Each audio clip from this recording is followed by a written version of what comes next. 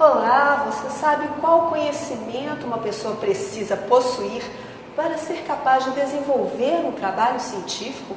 E como escolher com eficácia uma metodologia adequada para desenvolver esse trabalho? Essas perguntas são comuns a todos aqueles que iniciam o caminho de uma pesquisa em busca do conhecimento. O que pode ajudar você a respondê-las é entender como se faz a pesquisa científica nos diversos campos do saber. Na videoaula de hoje, você assistirá ao depoimento de alguns professores que lidam de perto com fazer ciência na sua área e entenderá o conceito, a importância e as características do método científico. Bons estudos!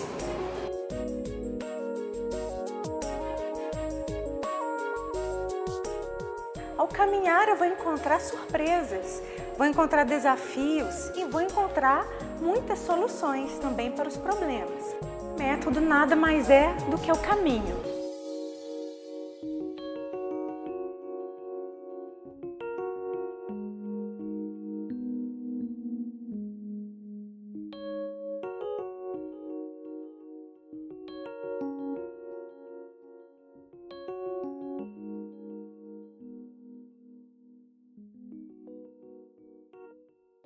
Eu posso dizer que o método é um conjunto de procedimentos estruturados, estabelecidos previamente para você trilhar, e através desse método você tem o principal objetivo da pesquisa, que é, na verdade, como encontrar as respostas à sua pergunta científica, como encontrar os objetivos que foram traçados. Então, a escolha de um método, ele é feita ao longo do trabalho de pesquisa, né? O método, ele é feito a partir do que a pessoa tem disponível para poder desenvolver uma pesquisa. Dentro disso, né, dessa questão da escolha do método, nós temos que perceber que o método, ele se embasa numa concepção teórica, existe uma teoria, mas temos os instrumentos que nos permitem coletar os dados, que são as técnicas. Tem vários métodos que são mais adequados para algumas situações, mas você tem muitas situações que te permitem usar mais de um método. Então aí entram outras questões como, por exemplo, qual que é o conhecimento que você tem sobre aquele método de pesquisa, qual que é a sua possibilidade de estar compreendendo um pouco melhor aquele método. O tempo que você tem para desenvolver essa pesquisa, os recursos que você tem disponíveis para desenvolver aquela pesquisa. Então, são toda uma série de questões que vão interferir na hora de você escolher o seu método de pesquisa, mas acho que o principal, sem dúvida, está naquilo que você quer pesquisar. De certa forma, aquilo já traz um certo suporte. E aí, nessa hora, que o referencial teórico se torna mais essencial ainda, porque ele, além de te dizer o que já foi feito, ele vai te dar também várias sugestões de como foi feito. A partir daí, você pode ou utilizar os métodos que já foram propostos ou, eventualmente, trazer algum método novo que já foi usado em outras áreas, você está trazendo aquele método para a sua pesquisa específica. Eu acho muito bacana quando a gente começa a fazer uma pesquisa, que é a questão da inovação. A gente cria uma hipótese, a gente acredita que vai chegar a um resultado, mas na grande maioria das vezes a gente é surpreendido por esse resultado. Dificilmente, quando a gente planeja uma pesquisa, a gente constrói seus objetivos gerais, seus objetivos específicos, a gente chega somente naquilo que a gente estava buscando. A gente sempre encontra algo de inovador. Eu acho que isso que me motiva mais a fazer pesquisa. A ciência, nada mais é do que aquele germe de curiosidade a respeito da solução de problemas. O pesquisador, ele precisa ter essa curiosidade para esclarecer os problemas cotidianos, os problemas relacionados ao trabalho. E o método vem simplesmente organizar essa curiosidade. Porque nós podemos sim ter curiosidade, mas uma curiosidade sistematizada e organizada nos permite entender muitas vezes qual é a causalidade dos problemas e aí trazer soluções para a sociedade que a gente vive. A aplicação de métodos ele vai variar de acordo com a pesquisa proposta. O que se pode dizer é a questão da abordagem. Tem duas abordagens principais em metodologia de pesquisa: a abordagem quantitativa e a abordagem qualitativa. né? Só para poder diferenciar, a abordagem quantitativa ela tem por objetivo trabalhar informações de forma numérica, né? Quantificar as coisas. Para isso se apoia em teorias de estatística, né? A qualitativa já é uma linha de pesquisa descritiva, né, que tem objetivo, que não tem como traduzir os dados coletados numa pesquisa qualitativa de forma numérica, quantitativa, né?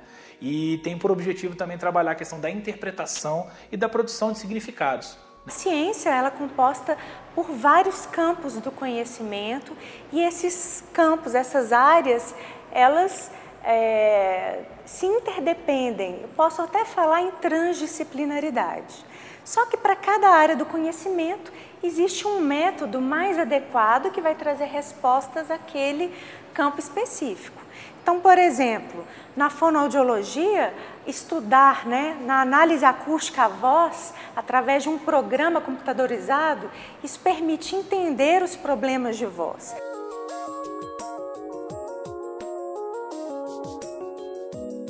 Eu atuo na área da comunicação social, né, como professor, né, de curso de jornalismo, e atuo também, de certa forma, na área de artes, porque eu coordeno o curso de jornalismo cinematográfico, né? Então, de certa forma, o cinema, como dentro da academia, ele é ministrado dentro da Escola de Belas Artes, né? Inclusive onde eu me formei e fiz mestrado, que é na UFMG. Então, eu posso dizer que eu atuo nessas duas áreas, né? Sobretudo na comunicação social.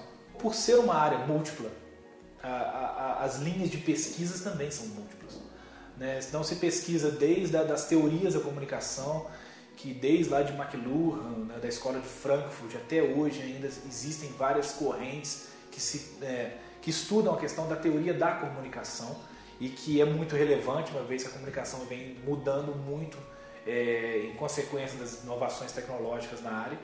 E também a questão de pesquisando novas tecnologias de transmissão, novas tecnologias novas possibilidades de executar a profissão, né? Então, acho que é muito múltipla, desde a teoria também até a prática aplicada. É muito diverso isso aí. Eu sou bióloga, né? Eu trabalho com ciências biológicas e da saúde. Os cursos geralmente são análises clínicas, biotecnologia, técnicas de reprodução humana assistida, né? São dentro desses cursos que eu atuo mais especificamente. A gente da área de saúde, a gente costuma fazer a pesquisa de bancada. Então, a gente vai para o laboratório, a gente tem que montar os kits, tem que esperar os procedimentos, né, o tempo, tudo tem tempo, então você tem que cronometrar um pouco sua vida em relação ao projeto que você está desenvolvendo, né, e isso é muito gostoso, né? Às vezes dá tudo errado, a gente tem que jogar tudo fora e começar de novo, né, mas eu acho que é isso que é o interessante da pesquisa, né? A gente está sempre buscando algo novo. Eu atuo hoje na área de finanças. Também a gente tem uma possibilidade de vários tipos de métodos, mas eu diria que parte significativa das pesquisas estão focadas na área quantitativa, né? Onde a gente tem essa necessidade de tentar calcular, tentar entender possíveis resultados numericamente, tentar mensurar esses resultados. Mas se você me perguntar, olha, só tem pesquisas quantitativas? Não, a gente tem muita pesquisa que é qualitativa, até porque às vezes a gente vai estudar não o número financeiro, mas o processo que gera esse número. Então esse processo ele tem uma natureza qualitativa. Ou em alguns momentos você não vai estudar o número ou o processo, mas a percepção que as pessoas têm sobre determinadas questões financeiras. Eu trabalho com educação, né, especificamente pedagogia, mas de uma maneira geral com educação e incluo aí as tecnologias. Eu sou professora de tecnologias, mas no sentido de como as tecnologias elas fazem parte do desenvolvimento do ser humano em termos educativos. Dentro da educação, nós temos a perspectiva da pesquisa qualitativa. Ao usar as técnicas de coleta de dados, uma delas que a gente usa é a elaboração de questionários para o levantamento de informações. Esses questionários são aplicados numa amostragem, não é? depende do campo, depende dessa amostragem, e depois são quantificados. Então, as perguntas são feitas e as respostas dos professores, dos diretores, enfim, dentro do campo, ou seja, qual for o campo que for, e eles são quantificados. Então, eu falo que eu uso a pesquisa qualitativa com dados quantitativos.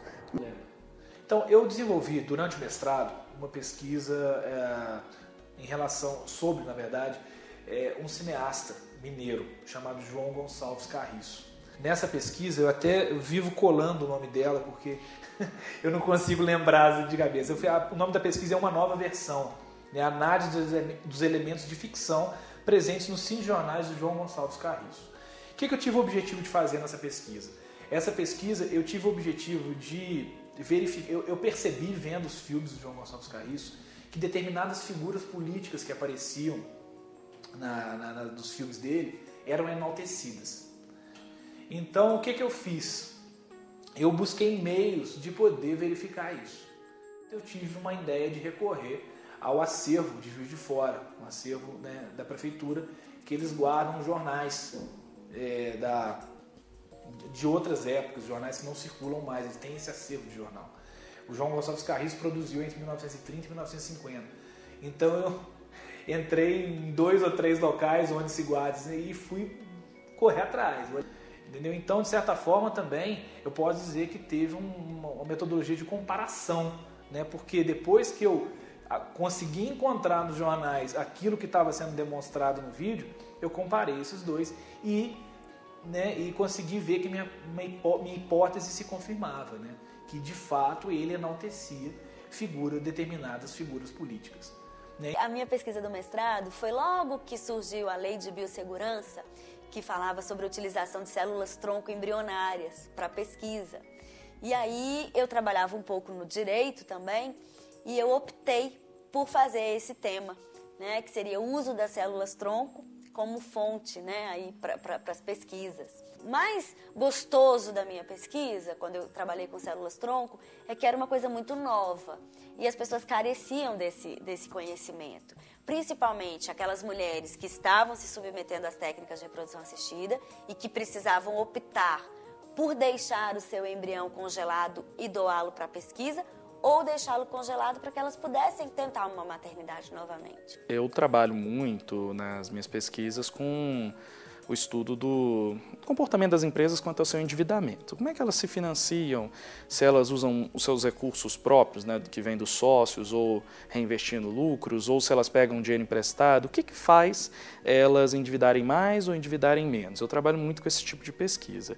E é um tipo de pesquisa que demanda muito o uso de estatística, então é inevitável, né, um tipo de pesquisa, mas que abre outras possibilidades. Algumas pesquisas na área que eu já vi, eles trabalham, em vez de tentar relacionar variáveis, por exemplo, como é que o tamanho vai influenciar a questão do endividamento da empresa, se influencia ou não, eles vão fazer pesquisas, por exemplo, em termos de questionários. Vamos aos gestores das empresas, vamos perguntar para eles o que leva você a endividar mais ou menos e outras perguntas que vão dizer respeito àquele comportamento. Então, muito em cima desses estudos explicativos, com dados empíricos, usando muito ferramental estatístico, mas não como a única possibilidade, né? Naquela época que eu fiz essa pesquisa, eu queria ver em sala de aula como é que os alunos interagindo numa situação virtual, porque o curso era presencial, eles desenvolviam que competência. Então, o que eu utilizei? A observação direta dos meus alunos, no sentido assim, como eles se comportavam quando estavam comigo no laboratório. Ao mesmo tempo, eu fazia análise, não é? Das escritas deles, dos escritos, das questões que eles colocavam online. Então, houve uma análise, eu não direi documental, mas uma análise do discurso dos alunos quando eles vivenciavam o momento virtual.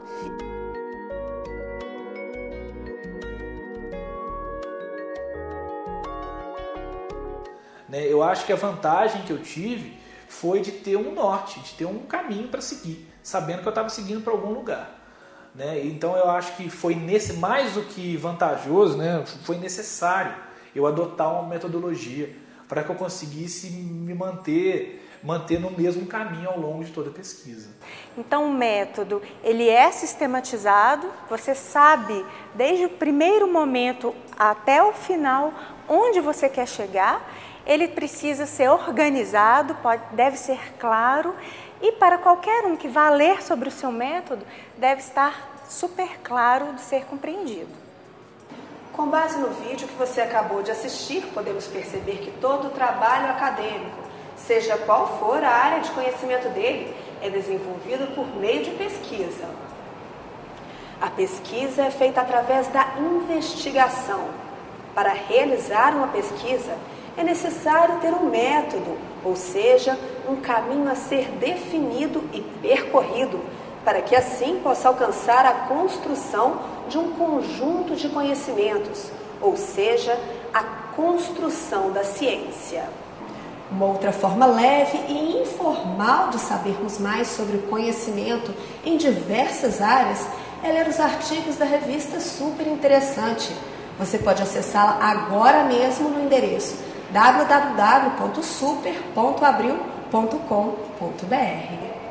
Aproveite seus novos conhecimentos para aprimorar suas ações profissionais e continue seus estudos no ambiente virtual. Até mais!